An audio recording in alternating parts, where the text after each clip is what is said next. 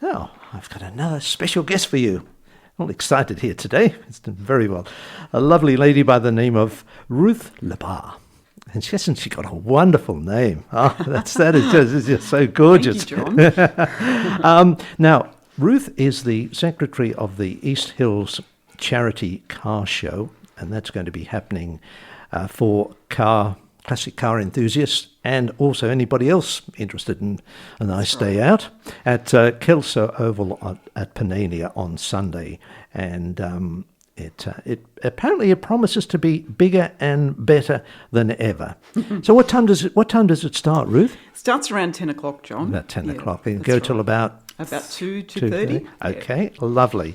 So I'll ask Ruth now to tell us all about it, because you've been doing this sort of thing for quite a few years now, haven't you? It's been going for a few years now. We've got a committee that has been established for about 5 years now, and that committee comprises of a mix of people, but all local people from the area. So we've got Glenn Ward, who's a public officer, Doug Walther, Richard Noonan, Stephen Julian, Kerry Jeffs, Peter Punton, myself, and we get together at the beginning of every year and we look at a charity that we would like to support. And so how long have you been involved with it yourself? Probably the last 4 years. 4 years. I've been doing it with the committee.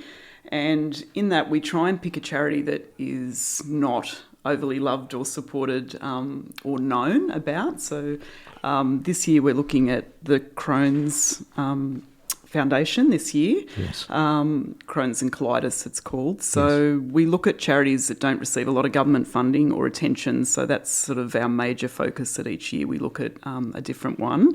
In the past, I'll just tell you the ones that we've supported: the Rural Fire Service, Kids with Cancer, Prostate Cancer, Angel Flight Australia, and Motor Neurone. And then this year is Crohn's and Colitis Australia. Excellent. That's wonderful. And how many people are involved in all this sort of thing then? Okay, so we have. Do you mean as in who's helping? Yes, the numbers and all that sort of thing. Yeah, yes, so we've got. That's our committee of core people that make those decisions. But then we have, obviously, an army of people that have to come down and help us with the barbecue and just marshalling and making sure that the cars are put in the right spot on the Kelso Oval. Yes. The council is kind enough to let us have that for the day, which is great. They let us have that. They make soccer go and play somewhere else for the day, the Sunday soccer people, so that's also good of them to do that for us. So the park is ours. Yes. So we have those people that come down and help us and support us with the barbecue and just writing on certificates and selling raffle tickets and doing that sort of thing. So we do have an army of people that come down that we can call upon, so we're very lucky in that regard. We also have a lot of sponsors, so we have people who support the charity by being the sponsors for each of the categories that we hold for Best in Show or Best Ford or Best Holden. There's about 20 categories that we have, and each of those categories is sponsored. So they pay a fee to be a sponsor for that category, and therefore we plug them on Facebook and radio and our website as well. So we have a lot of local businesses that then want to be involved as well. So there's probably at least 20 of those people. It sounds fantastic, all the cars. What do you reckon, just sort of pull a figure out of your head, what do you reckon all those cars, you put them onto one spot there, what do you reckon they'd be worth? Oh, I can't even begin to guess, because we have a Lamborghini that comes, and I'd hate to think about how much that's worth. That's in the Torch, I think, this week, page 5.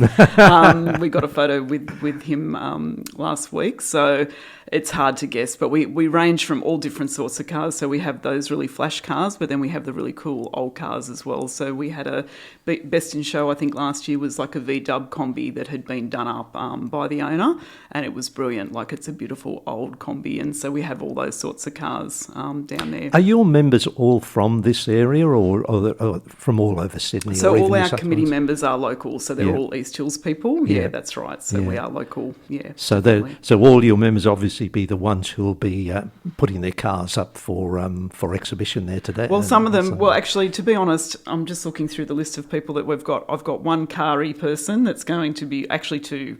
Pete Punton puts his car in, and Glenn Ward also puts his car in, but the rest of us, like I drive a Corolla, That's all right. I drive a Mazda. And it's not going on the field, unfortunately. But yeah, they come from everywhere. We're having, apparently there's some people coming from Dapto, some cars coming from down there. So we do have people come from all over Sydney with their cars. So, yes. Yeah. Is there any prerequisite as far as that goes? As far as do they have to do the work on their own cars, do all the work themselves, or no? It's not. It's nothing like that. So they can have their car done up by a mechanic or whoever. Right. So that it's not. Yeah, it's open to everybody and all sorts of cars. So, excellent, yeah. Excellent.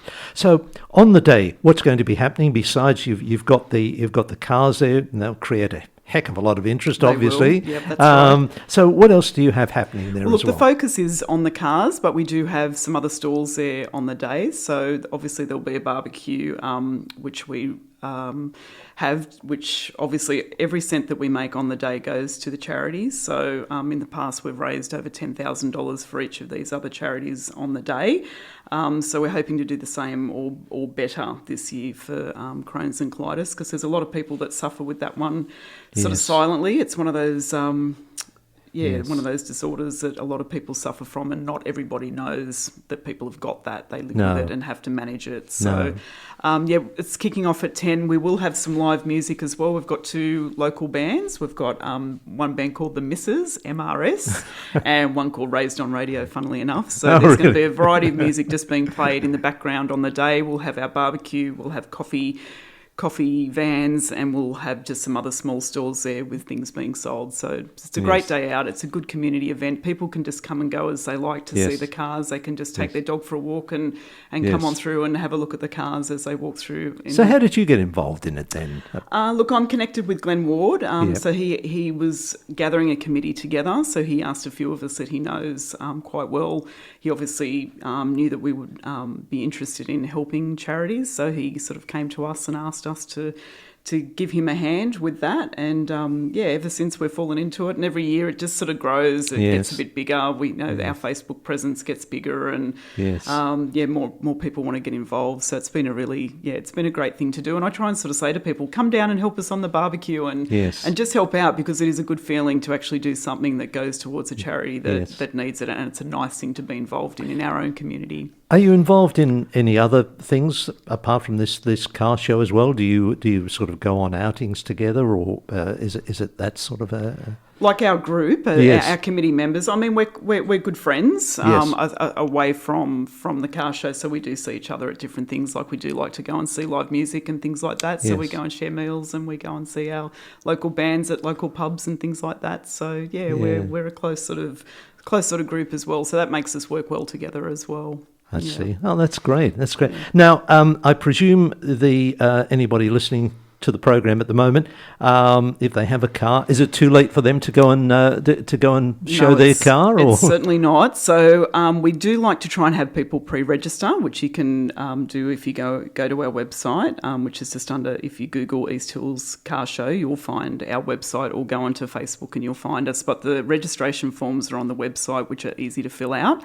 They then just go straight to our email address, and we know that the cars are planning on coming.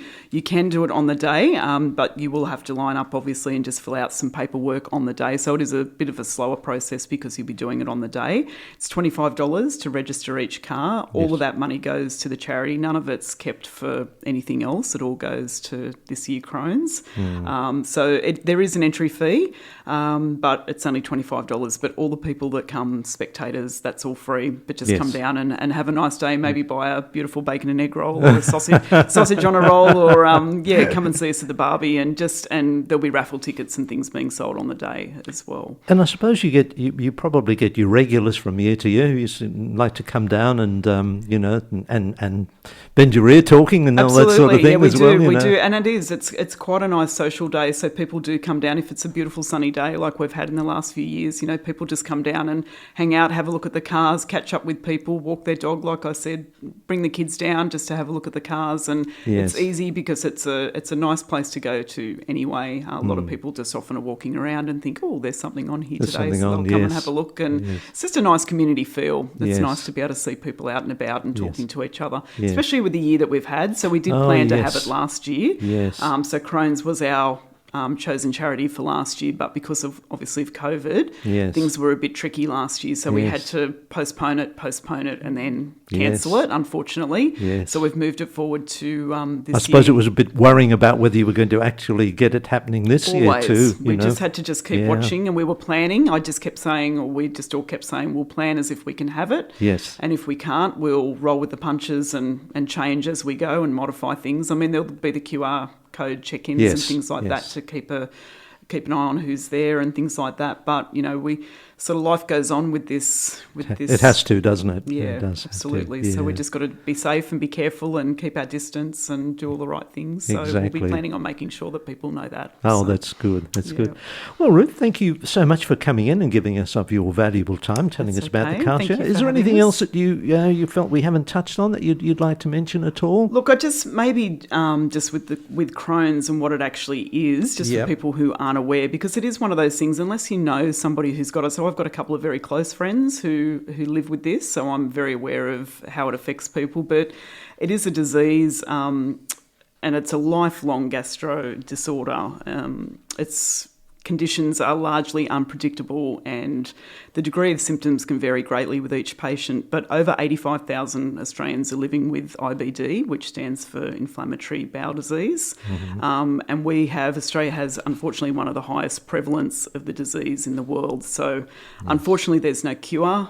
It affects children, it affects adolescents and adults. It doesn't discriminate. So it is one of those things that, we're very passionate about raising money for, so that the foundation will be represented there on Sunday as well. So they'll be there selling some of their things as well. So I just really hope people can get out and, donate some money for the cause. Look, great. Thank you so much for coming in, Ruth. I really do appreciate coming in and telling us about it. The only thing we've got to hope for, keep our fingers crossed for the weather. Keep an eye on our Facebook page, because that is one thing I will say, that if there is any chance of it being very wet, we have to postpone it, because some cars don't like coming out with their very flush cars in the rain. So unfortunately, watch our Facebook page for any changes. They have forecast showers, but we'll hope that doesn't happen. Let's hope they're wrong.